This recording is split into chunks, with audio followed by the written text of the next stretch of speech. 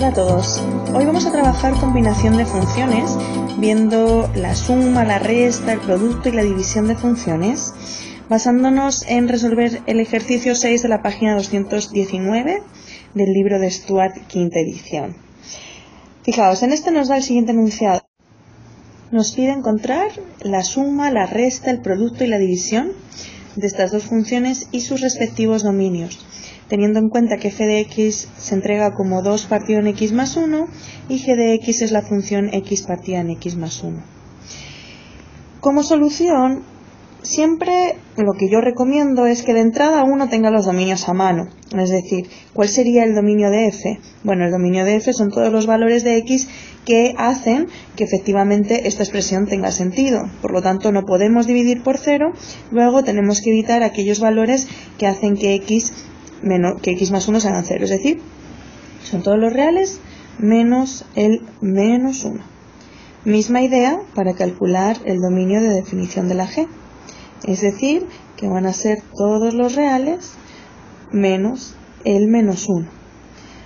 Si nos damos cuenta, dentro de lo que va a ser la suma, la resta y el producto, no vamos a tener problema de definición a la hora del dominio, porque siempre, tanto para la suma como para la resta, como para efectivamente el producto, el dominio siempre va a ser exactamente la intersección de ambos dominios. Es decir, va a ser la intersección del dominio de f con el dominio de g. Por lo tanto, en este caso, como ambos tienen el mismo dominio, el dominio no es otro más que los reales menos el menos 1. Es decir, si lo veis en forma de intervalos, van desde menos infinito hasta el menos 1 abierto, unión del menos 1 al más infinito. Con lo cual, bastaría que nosotros ahora encontráramos simplemente las expresiones para la suma, la resta y el producto, que es netamente operar.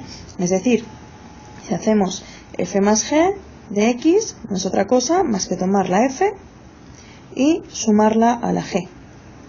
Por lo tanto, lo que estamos obteniendo, como tiene el mismo denominador, 2 más x partido en x más 1. Con el dominio, el que hemos dicho antes. Todos los reales menos el menos 1. Si hacemos la resta, más de lo mismo.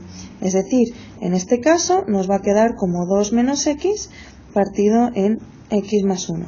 Y dominio, el mismo.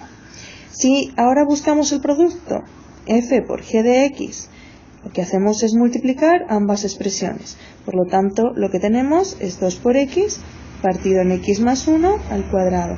Y su dominio, el mismo de siempre. ¿Dónde viene la única dificultad de este problema? En encontrar el dominio para la división. Fijaos en lo siguiente. En este caso la división es esta. Pero fijaos que nosotros, tanto para el numerador como para el denominador, como provenían de la f y de la g, tenemos que tener en cuenta que el numerador no contenía el menos 1, que el denominador no contenía el menos 1.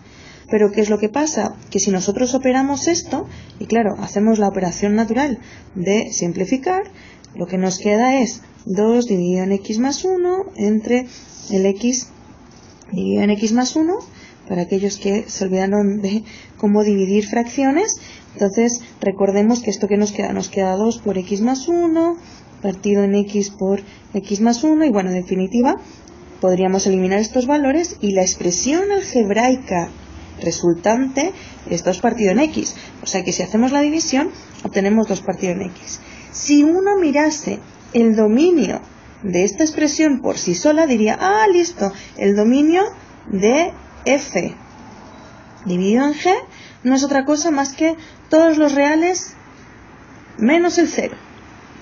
Pero no, eso no es cierto. ¿Por qué? Porque en realidad nosotros teníamos que efectivamente había que fijarse en el dominio de la f y de la g. Por lo tanto, en realidad, ¿qué es lo correcto?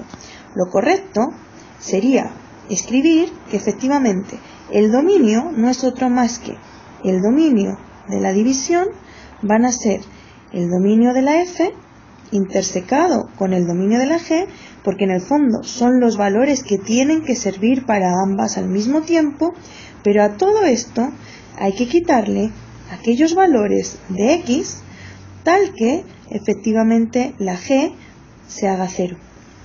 Es decir, donde el denominador, que en este caso es la g, se hace 0. Por lo tanto, en este caso son todos los reales menos el menos 1, pero también hay que quitarle el 0. Es decir, que si lo escribimos en forma de intervalo, no es otra cosa más que el intervalo entre menos infinito y menos 1, unión del menos 1 al 0, ninguno de ellos puede tomarlo, unión del 0 al infinito. Repito, ninguno, ni el menos 1 ni el 0 están incluidos. Y por lo tanto, este sería el dominio de definición para la división. Espero que os haya servido este ejemplo.